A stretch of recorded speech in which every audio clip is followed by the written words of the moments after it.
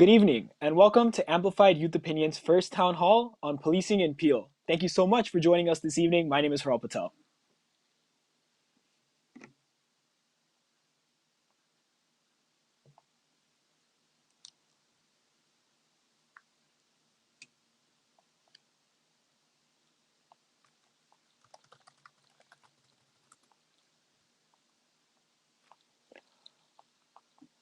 Kavita, I'm not sure we're able to hear your volume, so if you want to quickly just fix that up.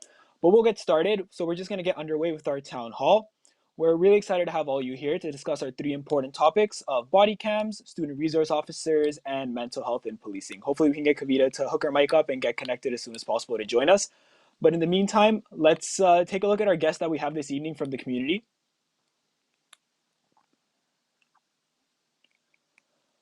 So it looks like we have student trustee or Peel District School Board Ward 3 and 4 trustee Kathy McDonald. Trustee McDonald is here with us along with Acting Detective Sergeant Feras Ismail and Inspector Mark Dapat. So I guess we'll just start with Trustee McDonald. If you have some opening remarks, we'd like to welcome you and thank you for taking the time to join the town hall. Thanks for having me on. It's a pleasure to be here because I get so inspired when I see young people engaged. And it's very important that our youth are engaged and that I always so inspired by the knowledge and awareness of social justice. And another thing that gives me a lot of hope of the world is that I see people from all stripes working together and trying to have to resolving injustice in the world.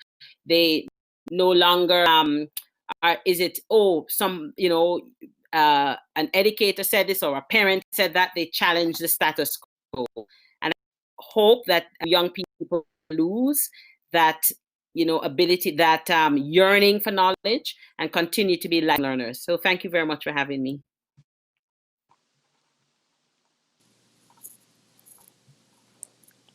I think we're still having some mic issues with Kavita, but Acting Detective Sergeant Feras Ismail is with us. Feras, you currently are working in the Regional Community Mobilization Bureau, so we'd like to welcome you to the town hall and maybe ask if you have a couple of remarks to start off. Thank you very much. And like Miss Kathy McDonald, I'm very honored to get a chance to be here and be a part of these very important conversations. I have to echo what Kathy said. I mean, at the end of the day, we too are inspired by the fact that our youth are as open-minded and that they can ask these probing questions. And it's amazing that we live in a place where we can actually come together and have this open dialogue and discuss these issues openly and frankly and really. We certainly believe that this is the path forward, and we're going to talk about some of the collaborative efforts that we are putting in place to be able to have more of these fruitful discussions. So the opportunity that you provided to us is currently quite something that we're looking forward to, and I'm proud to be here to represent Pure Regional Police and my team. Thank you. So now let's go to Inspector Mark Dapat.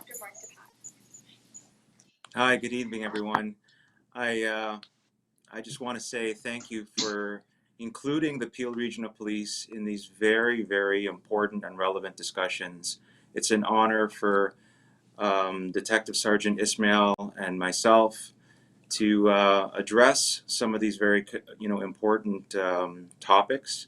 I just wanted to extend Chief Deriapa's regrets.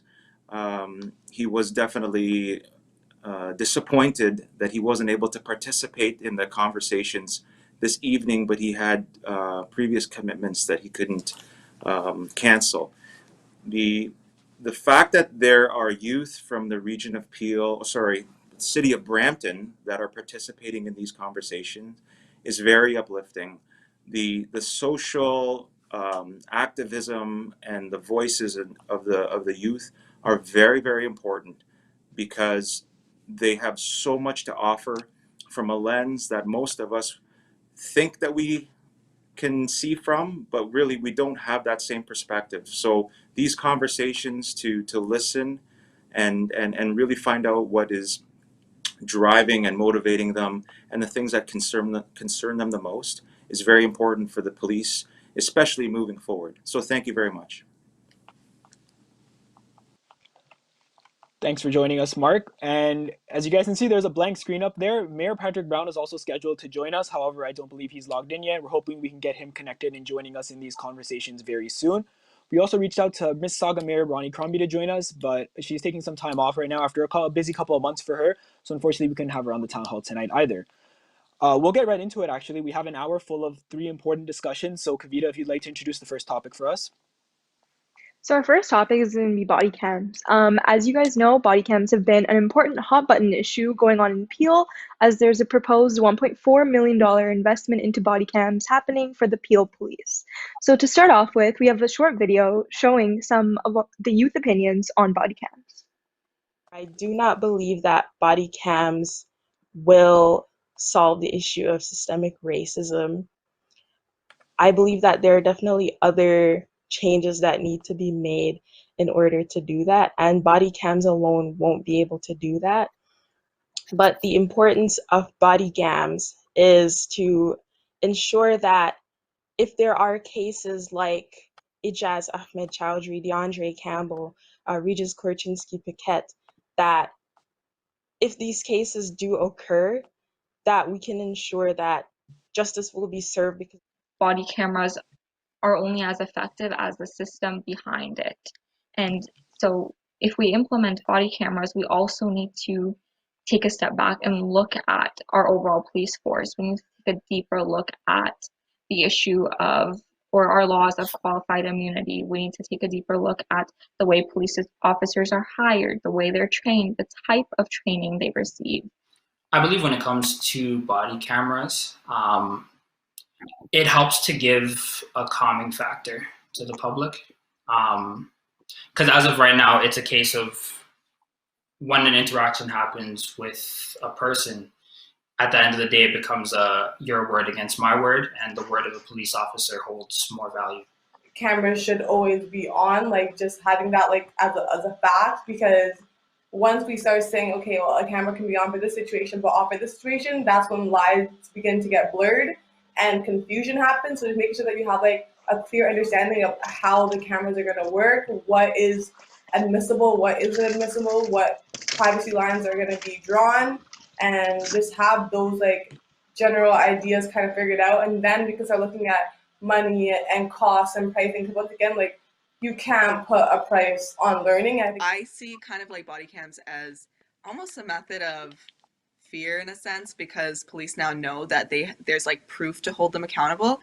But I think that there is a little bit of like there's a gray area there, because again, like we talked about, if these systems aren't restructured and if these body cams aren't used effectively, then yeah, it's not going to be a good tool to hold police accountable. I don't think the body cameras are the end all be all, nor do I think they're going to be the one technological device that unravels 400 years of systemic racism. But I would hope, and I would really ask the police department to use the body cameras in a way that enables them to hold themselves accountable, to see where they go wrong, and to make changes accordingly. Okay, so before we begin our discussion, I'd like to formally welcome Mr. Mayor Patrick Brown. Welcome, Mayor Brown. Do you have any opening remarks that you want to share with us? Well, it looks like we just started a great conversation on body cameras, and first of all, I want to say it's great that we have young people engaged in our democracy, and so I want to thank everyone who's participating. Sorry for being a little bit delayed. I was just attending a ceremony with the Tamil community, but I'm really excited for this discussion tonight. You know, the 2 cents that I would add in terms of body cameras is that I believe transparency is a powerful force. And that transparency isn't the end solution, but it's one of the tools that needs to address the systemic challenges we have. And so I believe there's no good officer that will say no to transparency. I know there are things that we need to work on to make sure that they're utilized all the time. But those are okay, Mayor Brown. We need to get in a little bit further to our discussion, so you'll have plenty of time to bring up these points going on. My first question is directed, to you and the rest of the panel. So, what do you, as the mayor, and later on the police force, what are you guys planning to do to encourage more of an effective relationship between, community organizers, leaders, youth, and the police outside of body cams? Is that directed to one of us, or do you want us just to jump in? So we can start off with you, Mayor Brown, and then we can go on to Acting Detective Ismail.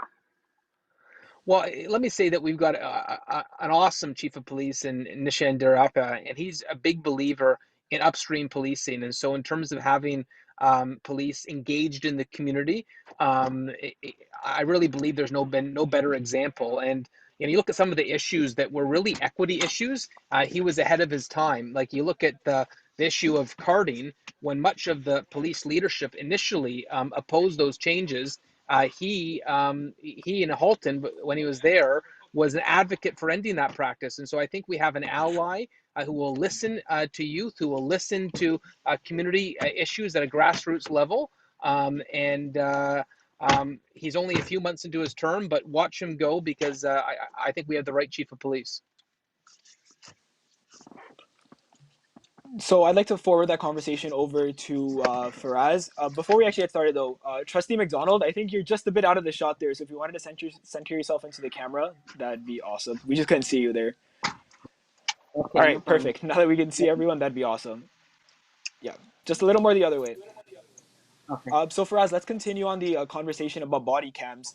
With the delegations that were received by the Peel Police Services Board, it seemed that a lot of people were advocating against body cams as an effective use of accountability. How does the Peel Police feel about the use of body cams as an effective tool when many members of the community might not feel that this is going to get the job done?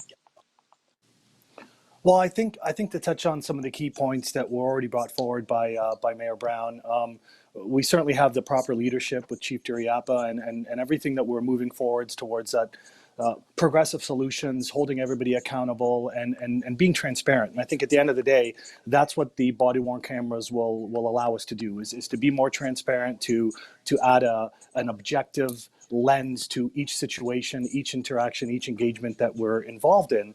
And I think that's going to allow us to really better identify what the situations are, better deal with any of some of the outcomes that happen, and then better understand how we can improve and do better going forward. So I think I'll leave it on that, and I'll turn it over to Inspector Dapat to kind of really take it a bit more forward from there.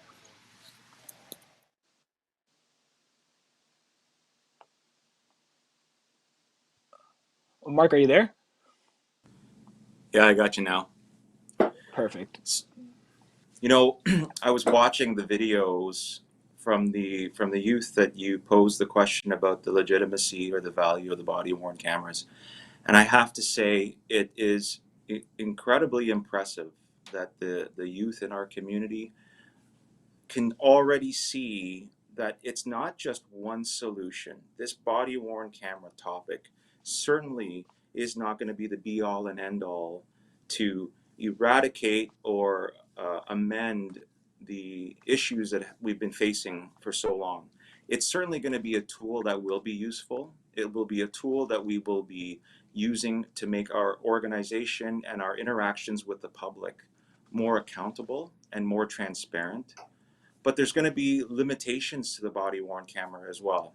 When you're talking about environments that are fluid and dynamic, the sound may not always be good, the video may not always be good. We have to worry about privacy issues.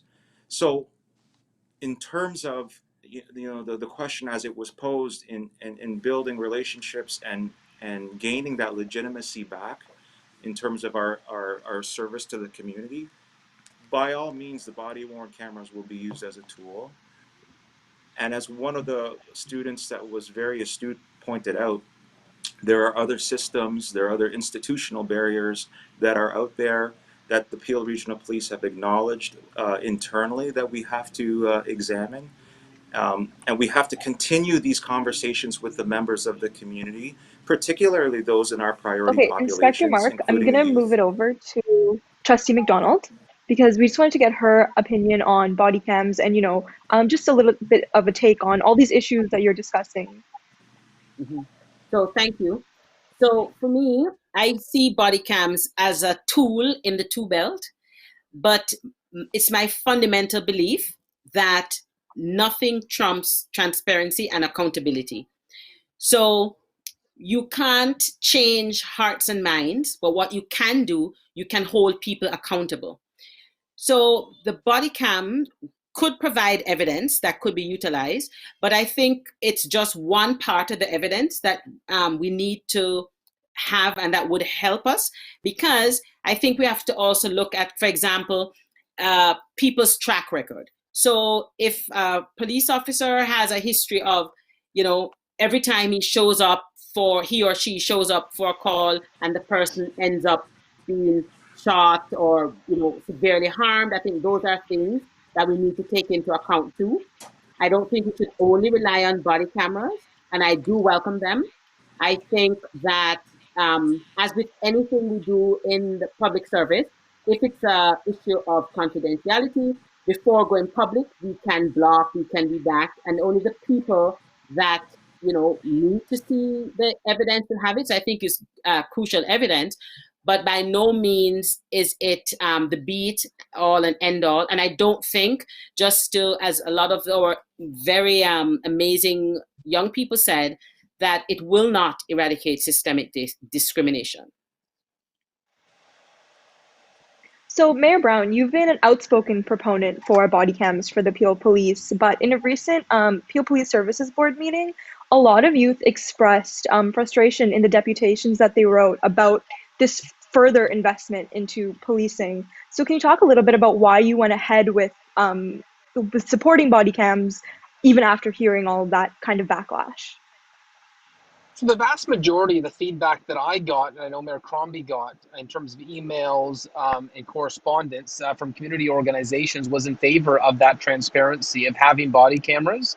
I can tell you that Mayor Crombie and myself wrote an op-ed in the Toronto Star that was very well received. And if you look at some of the community organizations that asked for consultations with us, it was overwhelmingly in support. I know sometimes when you change the status quo, there's going to be people that are against it, but particularly for marginalized communities, the support was overwhelming towards the transparency that body cameras bring. But let me reiterate, this is not the solution. It's one part of changes to policing that is essential. If I look at bigger parts of the puzzle, we have to talk about mental health. We have to talk about having the right people respond to the right calls.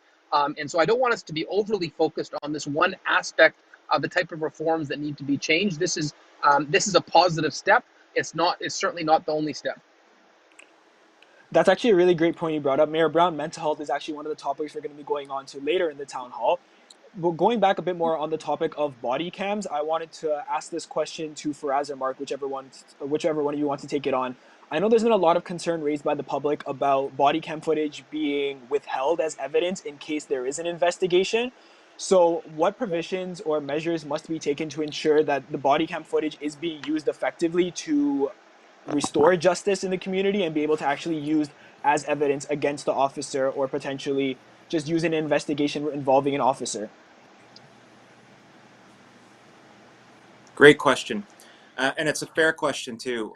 With the use of body-worn cameras, one of the things that the Peel Regional Police has to establish, and we're already doing it now through our planning and our implementation phase, is exactly what the use of the body-worn cameras are going to be for. You know, in terms of an accountability piece, in terms of using it for evidence. And then once we establish the baselines of what the need and the use of the body-worn cameras are, we have to start consulting with the community, consulting with people, in particular the Privacy Commission of Canada, so that we can make sure that the policies and the directives and the rules about using that video and audio recording are followed. And you know, another really big part of this is there's incredible privacy issues that a lot of people have not considered in terms of what the interactions may look like. There are personal information, potentially medical information, health information through our interactions, people that are captured in the background that haven't given permission for them to be recorded. So it really is going to take a lot of fulsome and meaningful thought. It's going to take a lot of consultation. We're going to have to look at all the legal ramifications and the privacy ramifications, all in order to make sure that the policy and this initiative with the body-worn cameras is exactly what the community was looking for us to establish or reestablish that legitimacy. Okay, thank you guys so much for an awesome. Sure, Trustee McDonald, just one last finishing remark and then we have to move on.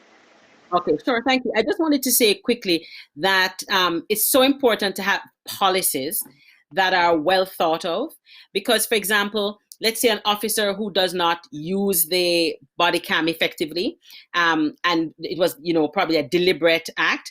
So we would need to say policies around, you know, how the body cameras are used, when they're used. Let's, like, for example, a gun. We will not accept an officer walking with the gun out of the holster, walking around, you know, the town like a cowboy, right? So I think it's important to have policies around the use of body cams. And I think it's an important investment, because I think of, if you look like Ijaz Chowdhury, or you look at George Floyd in the US, right?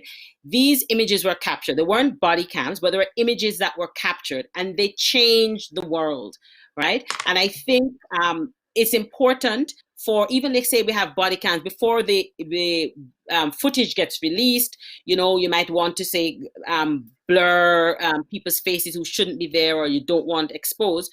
But I think it's a tool, again, and just like how, you know, when cell phones came out, we invested in cell phones, or the different tools as technology evolves. And I think it's important to use the technology that's available to us, but it's not the end all and be of accountability. Okay, thank you, Trustee McDonald, for finishing us off, and thank you to the rest of the panel. We're going to move into our second topic now, which is school resource officers.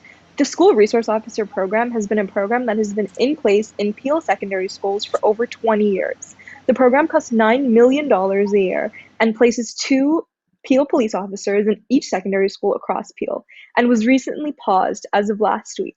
So let's watch a short video on youth leaders and their take on school resource officers.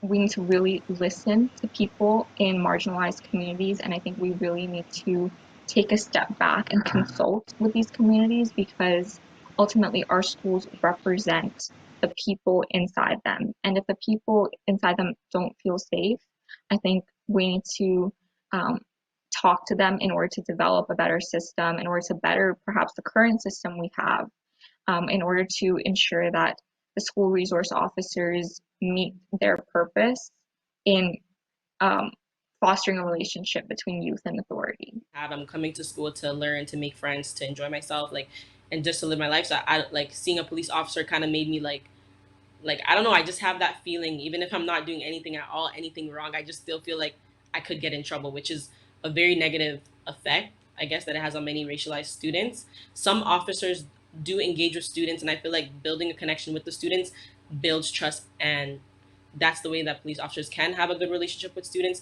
But if they're just roaming around the halls and not smiling, just looking at us a certain way, it's like we've been automatically criminalized as students. Like sometimes we feel like we're in jail in some sense. Kind of going out throughout all of high school, like both of us didn't really recognize their presence there, which is something that we should acknowledge, because there are a lot of students of different ethnic and racial groups who have felt their presence. Like they feel it so intensely, and that's a huge contrast to us who don't feel it like basically at all. And I feel like it's really easy to sit here and answer all these questions saying, oh, the system needs to change. Oh, this is what needs to change in the system. Like, how are we going to do it?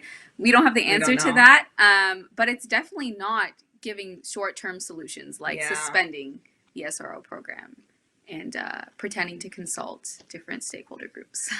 Until we have those programs figured out, don't do it, because don't put them in there with like half an idea and no guidelines, and they're kind of just there to be there. But like, I think going forward, maybe suggest like different ways they can get involved. So whether that's like actually having like programs, or like maybe like at lunch they're sitting in the matrix, or they're sitting in the cafeteria having discussions with students, or like they know that they're there to kind of be of support rather than being there as like an officer and being, you know, like having their officer cap on, have like their community cap on, and like just knowing what is expected of them in that atmosphere. I remember when I was in high school, I never really understood the real need for their presence, besides either trying to intimidate students or whatever it may be. But again, I may be wrong, but I feel like there needs to be more open communication in terms of that. I feel like these decisions never involve the actual people that it's affecting.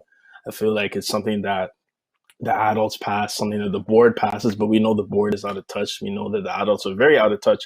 I think getting the students involved in this decision making is key. I feel like they need to obviously speak for themselves, but they would understand and know more better than the adults and the people in power. I think getting the kids involved, or the youth involved in general, helping them make that decision themselves for themselves, I think that's key. And I think that whatever it would be would probably be the best outcome, because they obviously would know what's better for themselves. Okay, so to start off this discussion, I want to talk to Trustee McDonald. Why do you think it took, over 20 years to truly inclusively get a value on the effectiveness of the SRO program? Well, I think for a number of reasons, right?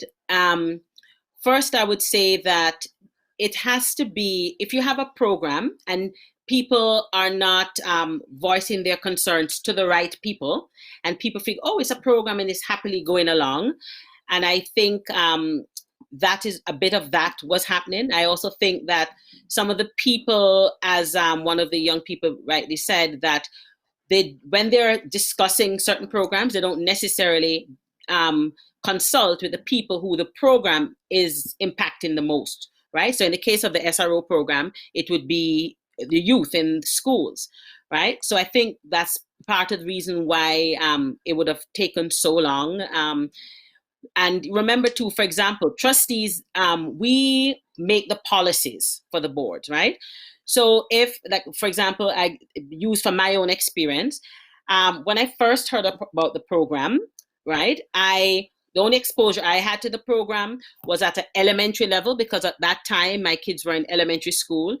And I think, I'm not sure if they're called SROs in elementary. That back then they weren't. They were education officers, police education or youth ed, right? And I thought it was a wonderful program because from my experience, the children, and even when I look at even today, let's say Officer Jen at Sir Winston Churchill is an amazing police officer, and she's very good with the kids. However, when you start listening to the voice of our young people, then you go and you hear the negative impact that is happening, especially at the high school level. You have also, and in elementary too, because you hear from other students in elementary that would say, oh, you know, they had negative experiences with police officers. And I started to investigate that more, because growing up in Jamaica, we went to high school, we did not have police officers in our schools. So I couldn't understand the need for police officers. And when I first started exploring what was happening with the police officers in school, a lot of the information I got was about the positive aspect of it. And then it wasn't until I got involved as a trustee, I started hearing more and more about and complaints from my constituents about their negative interactions with police officers. Many of them, majority of them, were from the Black community. We had also Indigenous, and even though we have a small Indigenous student population, you know, the amount of complaints from the Indigenous, the small group of Indigenous students we have, was quite shocking also. And then Right. you So, start to Trustee look, McDonald, sorry to quickly cut you off, but there's a really interesting point you made at the beginning that I wanted to make sure gets addressed by the rest of the panel. So I was hoping to take the conversation a bit over to our representatives from Peel Police. One of the points that you made, Trustee McDonald, was specifically about how the voices of the youth who specifically expressed maybe some disconcern about the program kind of fell on deaf ears. And it's also something that was mentioned in the video, that maybe these consultations aren't working. So I wanted to maybe move this question over to, if we can get the camera back on our panelists, move the conversation over to our officers, and maybe Feras or Mark, if one of you wanted to potentially touch on, can we get the camera switched over? It looks like we might be disconnected on the back end, actually. So continuing on, maybe Trustee McDonald, could you talk specifically more about the secondary school experience, because the SRO program is in secondary school specifically? right. So absolutely. So then we have to look at impact versus intent. So the intent of the program, when I understood it, you know, I say, oh, great, it had a great intent. But when I looked at the impact was doing far too much damage to the, when I looked at what the program was supposed to do.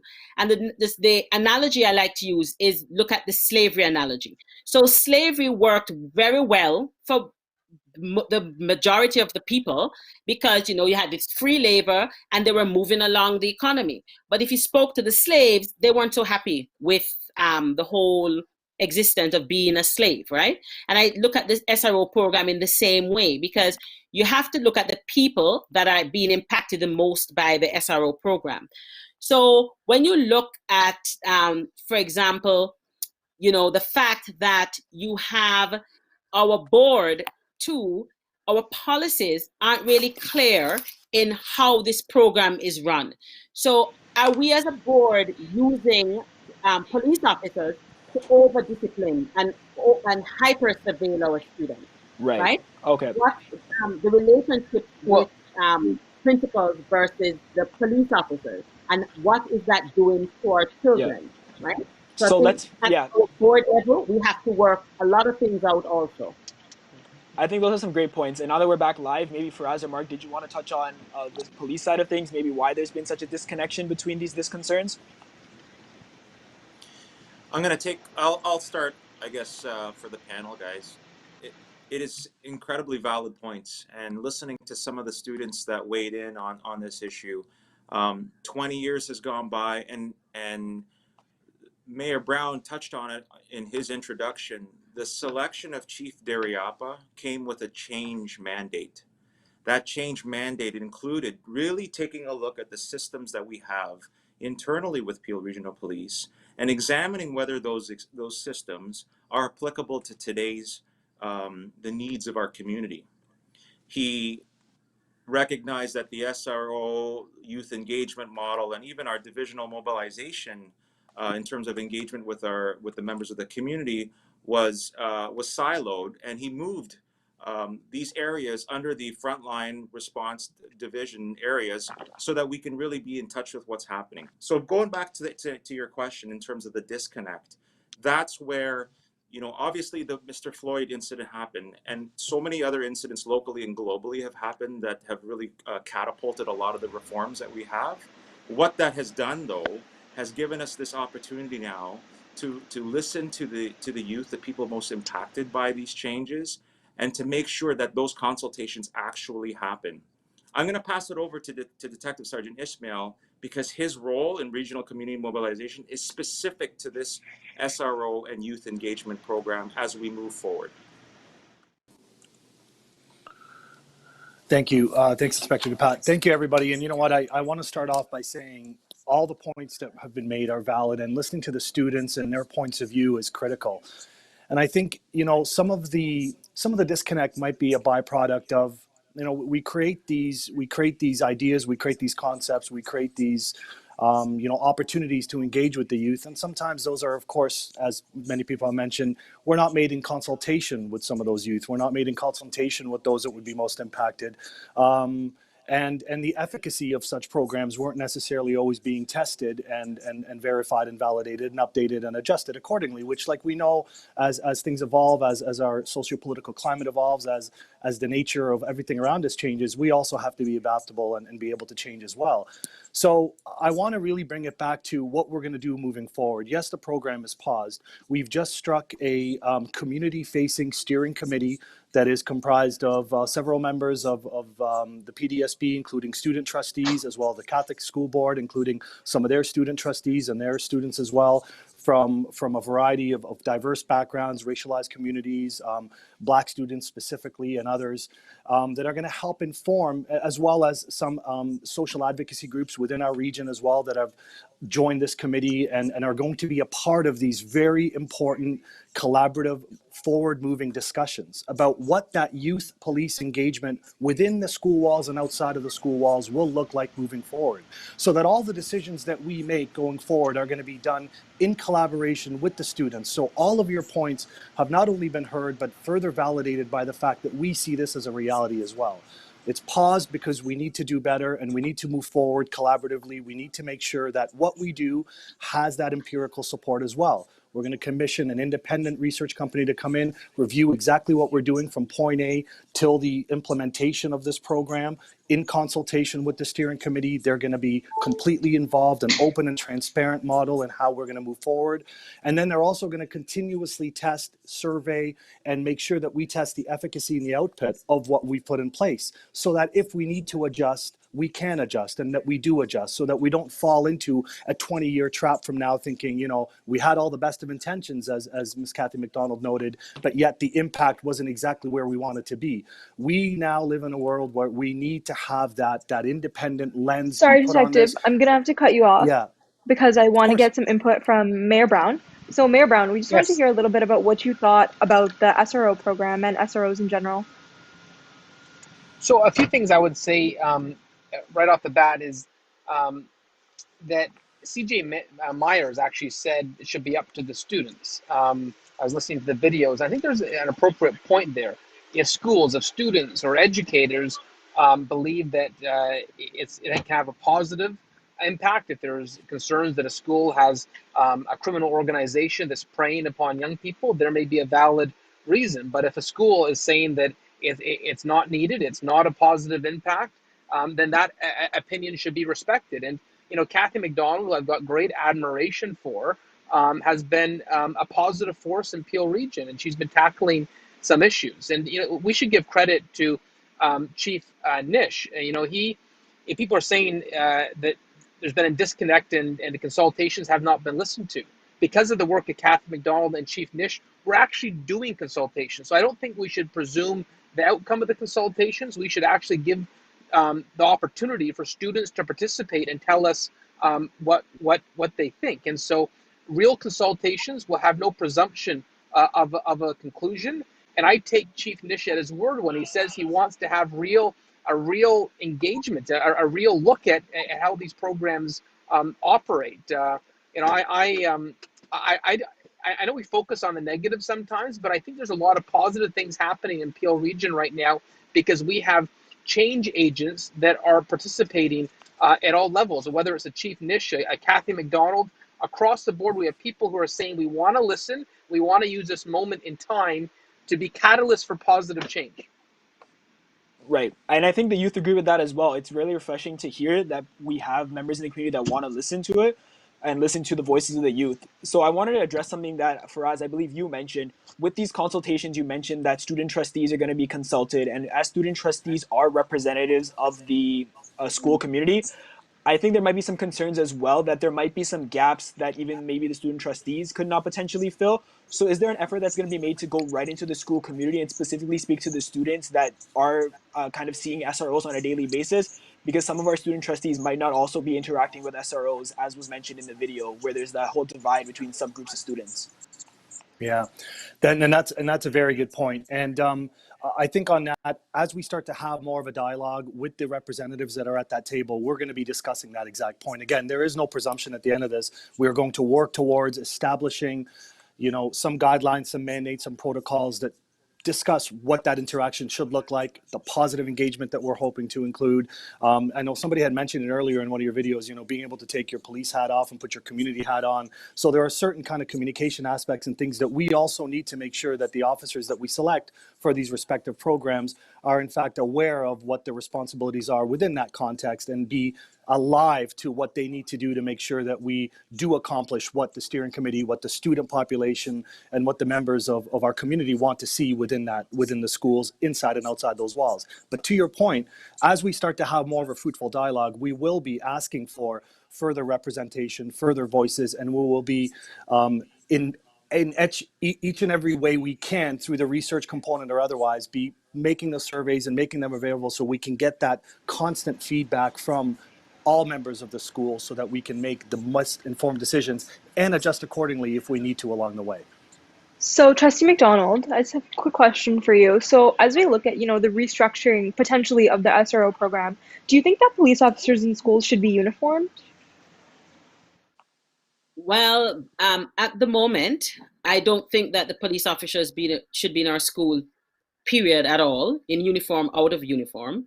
So I wait to see, and I will be working with Chief Nish to see the outcome of their consultation, as well as after that, as a board, we'll be doing our own consultation also, because I think it's important. Not only it's not necessarily a majority rules or majority decision either, because we have to look at what's happening to the marginalized peoples, right?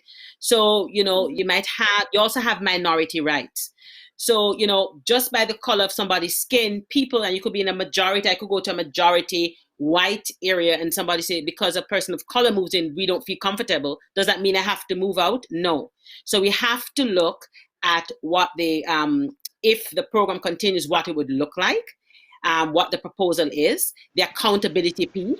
So what happens, for example, when a student, for a very frivolous reason, is almost maliciously targeted. They are arrested, handcuffed. They now have a criminal record. They have trauma that probably will never go away fully. How are we dealing with, for example, the officer involved and the principal, the person or the administrator that called the cops? So there's a whole slew of issues that we need to deal with. But as it stands now, I'm not for uniformed or ununiformed. Okay, so just before we quickly wrap up this topic, I wanted to maybe get a couple of final remarks from the rest of the panel as well. Starting from yourself, Mayor Brown, how do you see the future of the SRO program being something that will actually work in Peel schools and not fall flat on deaf ears? Well, I don't want to presume the outcome of the consultations. I'm grateful that we have a chief of the police that wants to engage all opinions on this. And, you know, if it's a real grassroots consultation, which I expect it to be, which engages all stakeholders, students, educators, examines public safety concerns, then those recommendations, those opinions should be given merit and respect and implementation. And so I'm going to be watching this closely, and I'm glad that Chief Nish and Trustee McDonald have initiated an important conversation. So now can we get some closing remarks from Inspectors Feras and Mark? Thank you. In closing on this topic, what I really want to impress upon everybody is we feel very strongly that interactions between the police and youth are important. You know, police are institutions within our society. A lot of the interactions that we have with people, we would rather it be in non-crisis, non-emergency situations, because there is a guardian role that we play within society. There's a safety and well-being role that we play in society. And I would just hate, without obviously consultation and making sure that the impact that is aligned with the intent, I would hate for us to lose an opportunity to really work with the people most impacted and develop something that everybody could be comfortable with, so that when they are interacting with us in those situations beyond the school walls, they can have some sort of a positive frame of reference. Notwithstanding that there's so many changes that need to be made, we acknowledge that. But I do really want to leave that with everybody to make sure that you speak to your school boards, speak to your parents, and voice your concerns, because you know it really impacts the youth the most. Right. Faraz, did you maybe have any 1-2 sentences to add on to that? Yeah, I know for the interest of time, many of the main topics have been touched on. I really just want to echo what Inspector Dapat and what Mayor Brown touched on. This is so very important for us to just completely disengage now. You know, we understand we're in difficult times. We understand that the socio-political climate around us, and there's a lot of pressures everywhere, and we have to hear that. We have to acknowledge that we all need to do better. But if there's any way that we can connect and have these conversations, we need to talk. We need to break down these barriers, these stigmas, and all of these systemic issues that have over the years become these unfortunate barriers between us and the youth. And if there's a way that we can engage and do it in a positive context and rebuild this in the right way, then this is nothing but an opportunity. That's how we see this. This is an opportunity to do it, and we're going to do it. We're going to do it right. And doing it right means consulting, means having these open discussions, and that we can assure you is exactly the path that we're going to take. It's open, it's transparent, and it's very well intentioned. So thank you. Right. Thank you all for your final comments on the topic. We'll actually be moving on to our final topic now. It's a topic that is very prevalent in the youth community, and especially now in the mass media community, something that is very sensitive, but I think very important that needs to be addressed. It's the topic of mental health and the involvement of police interactions when it comes to mental health. So we have another short video about 3 minutes long that has some youth leader related comments and concerns about it. So if we'd like to go over to that video and take a look at that now. To make medical physicians first responders, because realistically, police aren't 100% trained like to the highest degree in terms of dealing with those situations, so they shouldn't do it. Not every officer can handle that situation, if we're being honest. So like, let's not force them to do so. Let's not push that on them, because now we're putting people in society in danger by sending in people who aren't necessarily able to deal with those situations. So I think with that all together, we should just have them as second responders, as like a backup, and to be of support of the first responders. That police are also meant to help the community, and they're meant to be pillars of support in the community. And so I think with their involvement in mental health crises, they should be there to assist the people and the family. And the police is a human being. They come into these situations as much as they have on uniforms and equipped with gear and all that stuff.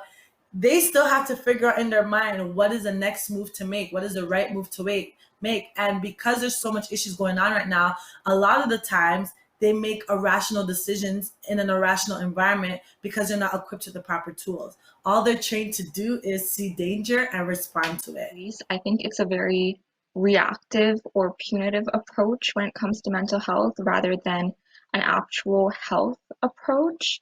I think people with mental health issues need first and foremost adequate treatment.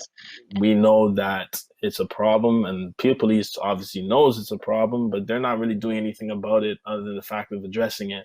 Now it's time to take these steps because people's lives are being lost and their lives are being ruined. I think Peel Police should be working hand in hand with hospitals and other units in the province to help build a unit that works under the Peel Police District to help these patients feel more secure. The school that I went to, I don't think there were a lot of resources for people of color in particular, and we have to recognize that there is a gap. It's different. There's cultural differences that make it difficult to seek mental health resources, especially the ones that perhaps are more funded, especially in schools. So we need to recognize the diversity, especially among Peel, and fund appropriately. We can't just fund mainstream services that don't apply to like your entire population. It's not just about us feeling safe. We want the officers to feel safe as well. So as long as they're learning and they're improving and they're training and we're building up these levels, the community will fully start feeling like, okay, you know what, they're trying. They want to build that relationship back up with us. So I just want to see some changes happen. Well, so I know we had a lot of concerns that were shared there. I just quickly wanted to mention the fact that there's a lot of statistics that even the Peel Police has mentioned when it comes to maybe an overwhelmingness of responding to calls. There's, I mean, stories of hours and hours of officers spending time in hospitals when it comes to calling on a mental health related issue. So if I could quickly just go over to maybe Mark or Feras, either one of you, and quickly just ask, is there maybe a gap that people don't know about when it comes to the mental health training that police officers get when serving these calls? And is there also a lack of resources that the police have to their advantage when it comes to addressing these calls? Great question. Yeah, there definitely is a gap. You know, one of the things in terms of our response to situations for people in our community that are living with mental illness is the legislation around apprehension for somebody who is in imminent danger to themselves or others rests solely on the police in terms of an apprehension authority. It's not imposed on anybody else. So when these calls happen where there's imminent danger to somebody, it's only the police, based on the current legislation, that can actually physically take custody of somebody and deliver them to the hospital. So when I listen to the students that were commenting on, you know, the presence of other agencies and other community supports, absolutely we could do way more. But when it comes down to physically apprehending somebody, the legislation essentially binds the police to be the only authority to be able to do that. That's one gap that we should be, you know, bringing to light and maybe for further examination. On top of that, the other gaps that we have is the amount of mental health calls that the police are going to annually are steadily increasing. When we talk about resources, we certainly have lots of resources, but it's not something where there's any quick fixes. That's why we launched our Mobile Crisis Rapid Response Team partnership with the Canadian Mental Health Association. This is, you know, for the people that are listening, this is a team of mental health professionals comprised of a police officer that's specially trained, along with a crisis worker from the Canadian Mental Health Association that now go to these calls. Right now we have 2 per day that attend as many calls as they can. But obviously when we're going to literally thousands of calls per year, there are going to be times when those specialized units aren't available. Beyond that, we also have our crisis outreach and support teams, which is another partnership that we have with mental health professionals with the Canadian Mental Health Association that do follow-up. Given all that into consideration, there's certainly a lot more need out there for grassroots initiatives, for collaborations with other crisis workers to address the needs of our culturally traumatized community and our priority unit. And then beyond those gaps, when we do apprehend Sorry, Inspector, somebody, I'm gonna have to cut you off Well, just yeah. for the sake of time. So So, Mayor so Brown, I I want to yeah. come to you. Yeah, Yeah, please speak. I've got some strong opinions on this, and I appreciate that the officers have to be diplomatic when they are asked about resources. But I don't have to be diplomatic, and let me be very blunt. We have a problem in Ontario. We mandate police officers under provincial legislation to respond to all these calls. And it's not fair to police officers. It's not fair to people that are in moments of crisis. We underfund mental health. There's no doubt about it. You know, we have 2 cars in Peel Region, 2 cars. So what that means is out of the 15,000 calls that we get that are mental health related, maybe 10%, maybe 15%, we have a mental health worker available. I have spoken to police officers who have told me they would love to have a mental health worker available at a call, but there is none available. And so part of the problem is right now we're spending more money than ever before on mental health in Ontario. We spend $2 billion plus a year on mental health, the most we've ever spent, but it's not being spent on policing. And I've got serious concerns about that. Even our MCERT program, you know, the funding that we thought we were going to get has not actually been the funding that we've received. The COAST program, the funding that we expected to get for that, we've had to make up internally. And so we need to have funding made available to policing for mental health. It is something that needs to drastically change. That funding it needs to come provincially. It's not available off the property tax base. And secondly, we need to have change in provincial legislation that relates to the requirement of police officers to respond to every call. But it's going to take courage provincially to have it's going to make these structural changes. It's not fair to police officers. It's not fair to people in crisis. And let me add, it's not just the response mechanism. You know, I have to say, some of the officers I've spoken to, incidents they've gone to, I want to have more mental health supports for police officers as well. You know, this is one of the biggest black holes in Ontario right now.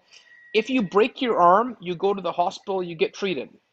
But if you have a mental health challenge, you're left in this quagmire where there's not proper supports. I think that's a great point that you addressed, Mayor Brown. And Trustee McDonald, I was actually just going to go over to you if you wanted to address that point as well, and maybe talk about overall with the issue of mental health. Is there an issue of lack of support within schools as well, where we can maybe potentially start addressing these issues with our students? Absolutely. So I think there are two bigger issues for the mental health piece is the lack of support, and I also think lack of training. So, you know, you have teachers, you have police officers that are dealing with children, and children have mental health challenges. And I think we have to look at training. I remember, for example, teachers used to only need 9 months of training, you know, and then they got their teaching degree. Now it's a 2-year program. I think the same thing they have to look at how police officers are trained too. We have to look at, for example, I can't remember the name right now, but in Toronto, the advisory group to the chief then noted that their training videos, all the criminals in the videos were people of color. So what are you doing when you have that in your training videos, right? What mindset? Or mentally ill people? You should not be using like a stereotype of what a criminal looks like to be either mentally ill or a racialized person. I think diversity, we have to diversify our force also. And I think, you know, when you look at, for example, the children, why is it that the same child who has to be handcuffed or tied in restraint in a school, the child goes to another school and the child is quite fine. The child does not have these traumatic breakdowns and behavioral problems. So as a school, also school board, we have to look at even the before police phase, right? Because what is it that's triggering these kids in one school, but you move them to a different environment with a different principal and they're not triggered, right? And I think we could do a whole show on mental health of our young people. And I think that, an important point too with police officers, right? We have to remember they're making split second decisions. So how are we training them to make these split second decisions, right? And I think that most importantly, the training piece is key.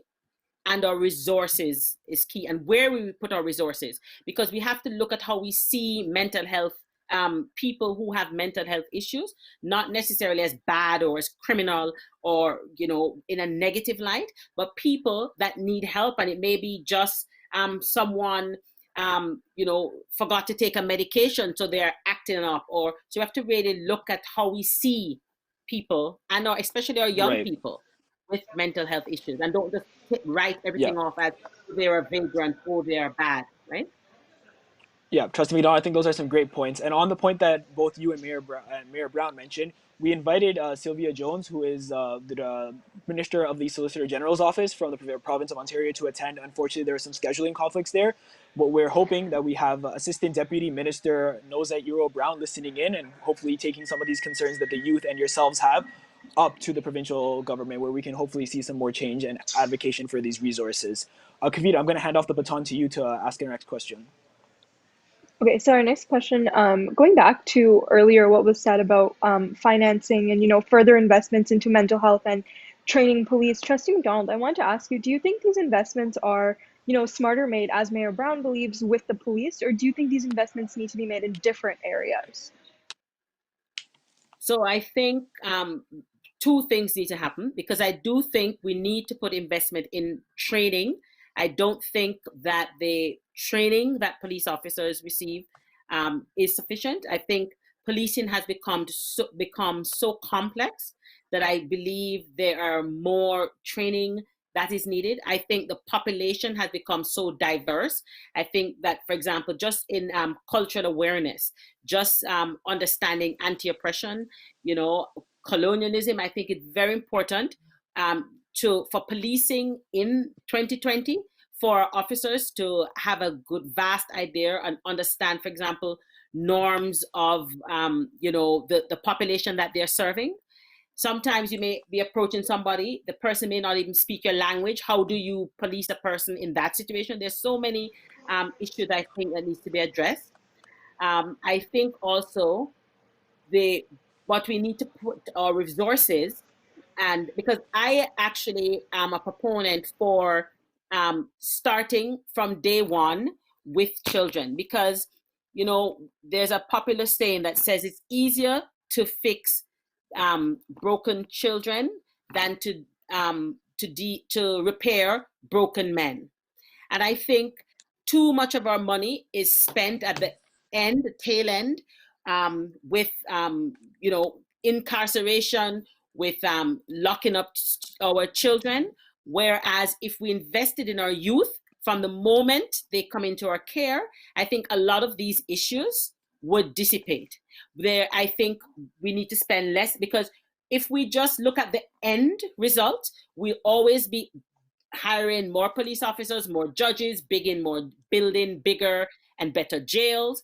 Whereas what we should be doing as a society is making sure that all our young people feel engaged. They don't feel disenfranchised, right? Because there is something, I believe, as a society that we are not doing right. Why our young people feel so disengaged, why we have to end up having the need for all these like bigger Right. jails and the high incidence, for example, gang violence. So I think it starts from in our schools, and if kids, because again, I believe the Sorry, Trustee policing McDonald, and I'm gonna have to cut you off in the interest of time, but thank you for your remarks. Now we just want some closing remarks from the rest of the panel on mental health, starting off with Mayor Brown. Well, I think this is one of the critical. We talk about the tools on the tool belt that address the necessary changes in policing. Mental health, I have to put as one of the top areas that need our attention. And so this is going to be something that we put a lot of emphasis behind to make sure we get proper resources, because I really believe of all the problems we have, all the challenges, this is one that is overlooked to the greatest extent. And so I'm going to continue to push in the province to make sure it's not 10% of the calls that we have a mental health worker available for. It should be 100% of the calls where it's necessary. If you have a person in crisis and a mental health worker is not available, that's a failure of our system of governance. We haven't created the allocation for that. Like I said before, if someone had a health crisis and they needed to go to a hospital, there'd be a physician available.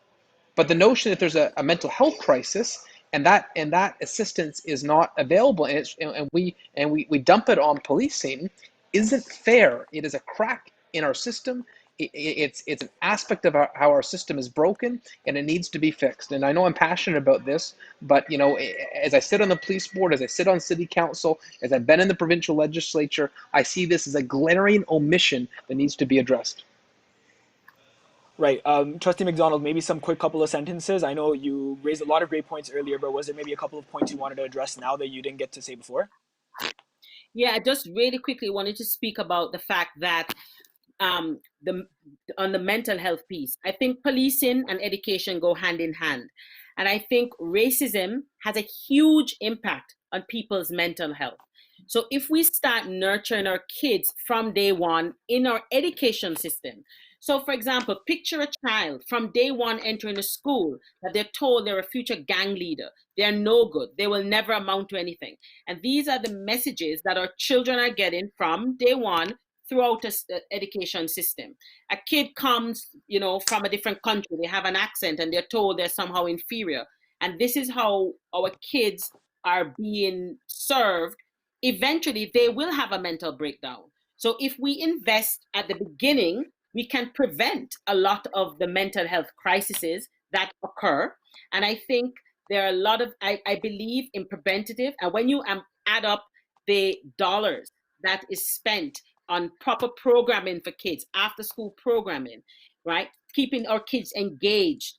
It is way cheaper to engage our kids that way than having to deal with them at the other end when they get in trouble with the law, right? When you look at social work or, children's aid, I think it's so much cheaper to invest in our kids before we need to put them in homes or mental institutions or with the police. Thank you, Trustee McDonald. Now we're moving to Officer Feras and Inspector Mark. Thank you very much. I'm really just going to say a couple of words. I'm listening to all of this, and this is such an important subject, such an important topic within our region. And you can see, Mayor Brown and the passion, and Ms. McDonald and Inspector Dapat, everything that we're talking, everything that we're aware that this is something that we need to allocate more resources and better resources and become better prepared to be able to deal with these matters. I do want to touch on one thing, and I know it was mentioned a little bit earlier and kind of just set aside. Mental health, of course, is so important both externally and internally within our organization as well. And I think that, part of our focus as well is recognizing that, as Chief Nish always says, we need to be good on the inside to be good on the outside. So we are also investing in looking after ourselves, making sure that our officers have the supports that they need because of the interactions and the engagements that they have on a day-to-day, so that they can better support the community as well. And I know that that's not the biggest point here, but I know it was touched on a little bit earlier, but it's also important to note just how imperative that is, that we always, again, adjust, apply the resources, understand what we need to do to be better, and also make sure that we as an organization can be the best possible officers we can to help support the communities that we serve. Inspector Mark, any last closing remarks on mental health? Yes, thank you. I guess what I wanted to say in closing is definitely there is relation between mental health and other illnesses that are out there. We really have to recognize that I believe mental health illness and addiction is actually underreported. It's such a stigmatized situation. And I also want to say that our police officers go to literally thousands and thousands of mental health and addiction related calls, some of which they don't even know they're attending. And the outcomes are quite good. That being said, we do have to adopt a zero death, zero tragedy type of philosophy. And that's where the demands on the police service and where we're under-resourced, or where changes in legislation and changes in our process have to be considered, so that we can make sure that we address this very, very important need. Right. I think we can all agree that the topic of mental health as it pertains to not only the youth, but the community overall requires a lot more in-depth look. I know, Trustee McDonald, you mentioned it yourself. We could go on and on about this topic, but we're just about running out of time here. So I just wanted to thank all of you for taking the time to listen to us, and one by one also wanted to individually thank you, specifically first Mayor Brown. I know there's a big Leafs game that's starting up, and I know you're a huge Leafs fan as well. So thank you for taking the time to still come speak to us about this topic, and I hope you get to see the Leafs victory tonight. Okay, thank you very much. Go Leafs, go.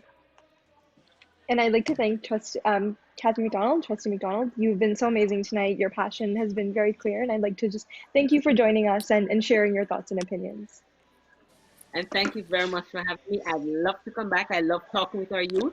And I just wanted to end with Frederick Douglass's quote that says, "It's easier to build strong children than to repair broken men." Thank you. And women. Thank you. Thank you. Acting Detective Sergeant Feras Ismail, thank you so much for coming on and speaking to us tonight. Yeah, thank you very much. Appreciate the opportunity, and always glad to come in and connect. And we look forward to a better future together and to work in collaboration. Thank you very much. Last but certainly not least, thank you so much, Inspector Mark, for joining us. It was great to have you on. Yes, thank you. Please, I implore you guys, thank you for being advocates, very strong advocates for the things that matter to you the most. And I please invite you guys to participate in more of these discussions and bring your concerns forward to us. And also bring up the stuff that is working, because we are working towards, a lot of changes, hopefully positive ones. That's our intent. And we're committed to making sure that those changes are made with consultation with our community. So thank you. And to all of our viewers at home, we'd like to thank you very much as well. To all of our youth community leaders that took the time to speak with us and share their messages, we'd like to thank you. All of our team behind the scenes has been putting in a lot of work to be putting these consultations together, making these videos, and getting the youth opinions out there. So be sure to check out CityStudio.ca/amplified for more on this topic and more submissions from our youth. I'm Bassi, and I'm signing off here on behalf of everybody at City Studio and Amplified Youth Opinions. Stay tuned for our next town hall scheduled to happen on August 20th, and we'll be talking about education. Thank you everyone for tuning in, and I hope you have a great night.